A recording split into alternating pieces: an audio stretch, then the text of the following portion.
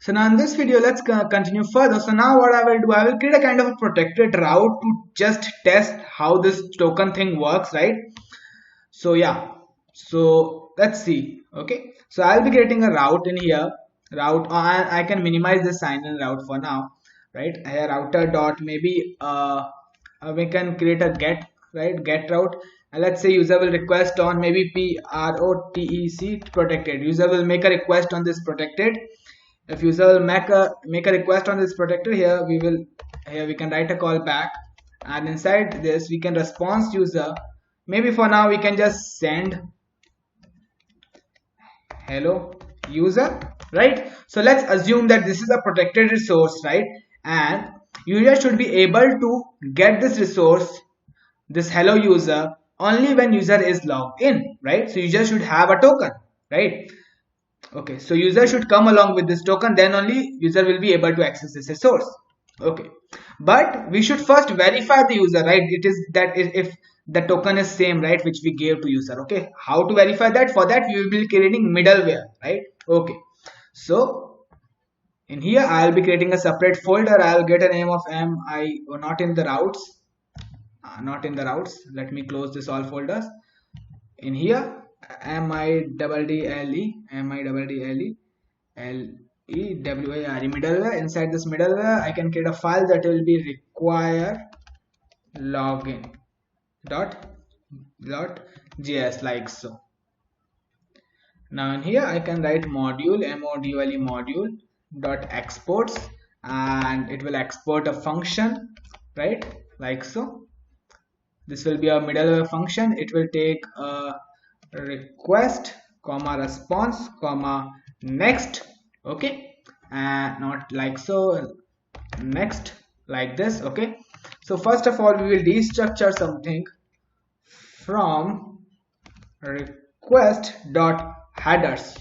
So we will be adding an authorization header. You will get things clear, right? We will test this, right? You will get things clear, but have patience, right? First let me write the code and then I'll explain to you.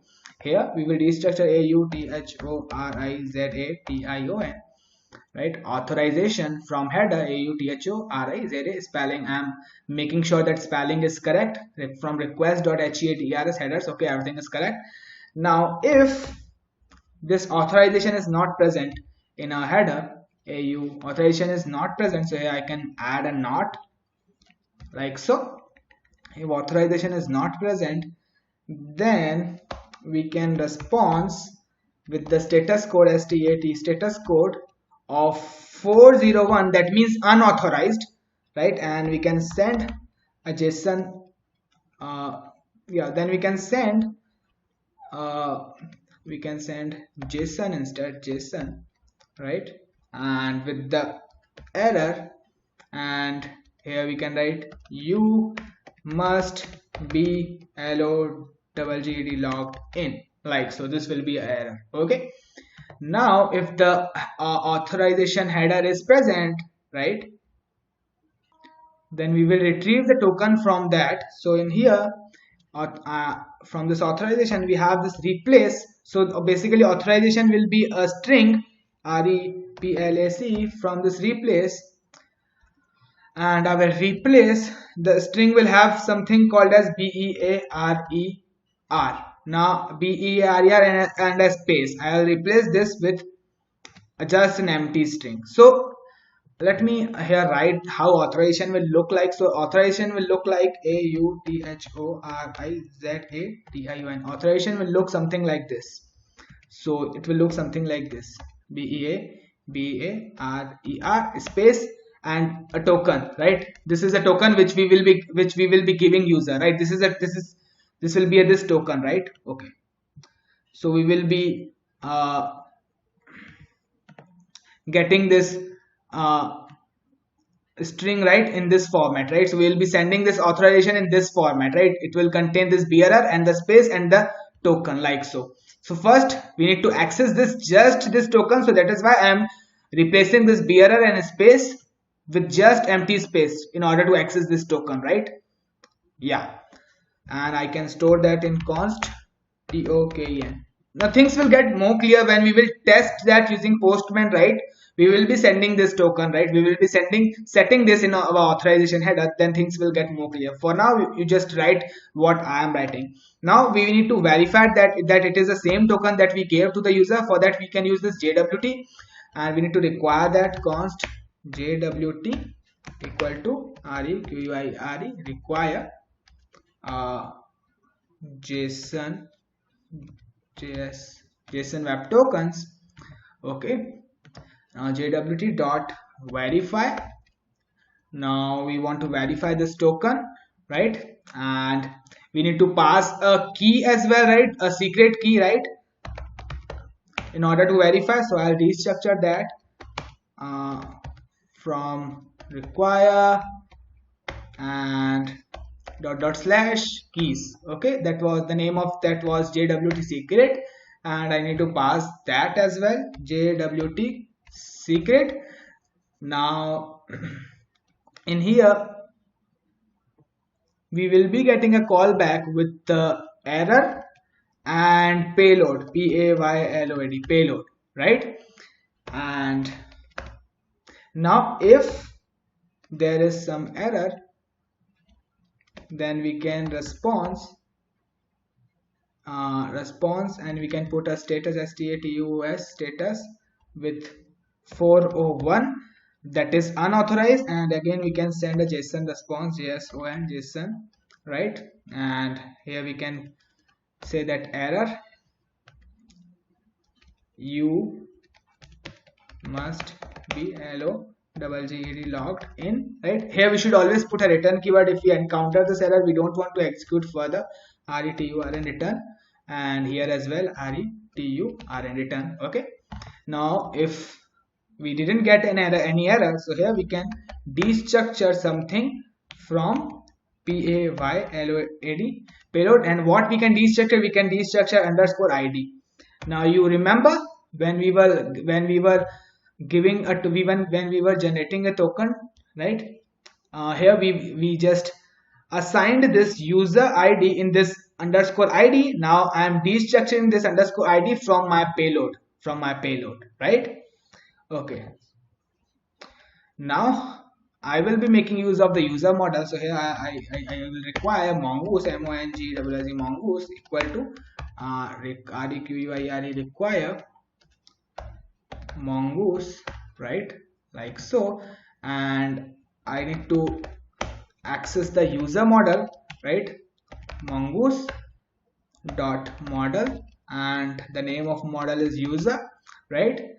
So now I'll use that user, right? And user find by ID, and inside this I will pass an ID, right? So I am finding a user with that ID. Now if that is successful, then we will get the particular record, right? User data, right? In this then, so maybe here I can write user data, right? And now I can make available this user data in request.user, right? Request.user, and this will be equal to user data, like so. So if we want to access the, let's say, the user details, right? So we can access that in this request.user. The what kind of user detail? Let's say the name of the user, let's say the email of the user, right?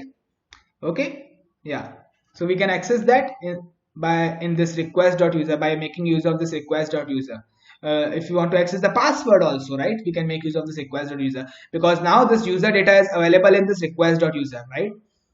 Okay, and here finally, if everything is done in here, yeah, after that generating this, here we can call next, right, to continue our code further, right? To stop this middleware and to continue code further, or to continue to the next middleware, we need to call this next in here. There is a little mistake here. I need to write underscore ID, right? Because here we are destructuring underscore ID. Okay, so now what we can do, I will save this file, and in here in auth routes, here let's say this is a protected source, so I'll require const QUI require log log require login hello login and require require from dot slash middleware slash require login, and I can pass in between in here, right? In between in here require login like so. If user want to access this, so first user need to logged in, so this middleware will come in action and this middleware will verify the token. Okay, so now let's see, let's try to access this protected resource, like right. Okay, let's copy this protected route and let's make a request. So I'll be creating a new tab in here. Let's make a get request to localhost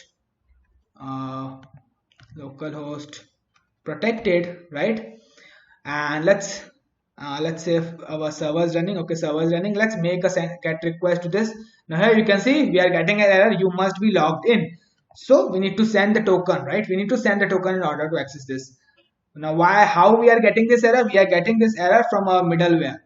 So middleware is getting kicked in, and yeah, so we don't have authorization header present, that is why we are getting this error. Okay, so now let's make use of that token, right? So we have this token in here. Yeah, this token in here, so let's make use of that. So I'll copy this token, Control C, and in here inside this header, right, first I need to type content, not content, here I can write authorization, and it will have bearer space and the token, right? Okay, like so. Now you can see in here we write a logic, right, to get the token, right? So in authorization contains something like this, so from that we are replacing this bearer with this empty quotes, so we are getting that in the token, right? And then we are verifying it. So here you can see our authorization is looking exactly how we have done in here, right? How we have done in here. So we need to write bearer space and the token number, right? Like so. So now our authorization header is present, right? And now let's try to access again. Let's make a get request in here. Let's wait for the response, and here you can see hello user. Amazing, awesome. Now let's try to change this token, right? Let's try to change a little bit this token. Let's say instead of this G, I'll remove that G, right? Now this token is invalid, right? Now let's see if what happens if I send a request. Now here you can see again, see that again we are getting this you must be logged in. And why we are getting this? Because now this token verification gets failed, and that is why we are getting this error and we are sending a response, you must be logged in. So we are successfully verifying our token as well, right? Like so. The token needs to be exactly same which user is receiving, right? Which user is receiving, right? Okay. So this is how we make use of the tokens, right, in order to access the protected resource. Okay. Yeah, so we need to attach that token in our headers. With this authorization key, and the value of that will be bearer space the token, right? Yeah, so I think this is it for the video, right? So I know these things are a little complicated, but things will get clear, right? No one understands on the first go. Have a patience, right? And I will see you guys in the next video.